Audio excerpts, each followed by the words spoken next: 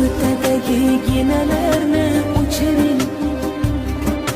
Mendan xato o'tgan bo'lsa kechiring. Shu kunlarga yetdik axir sevining. Ramazon muborak, Ramazon.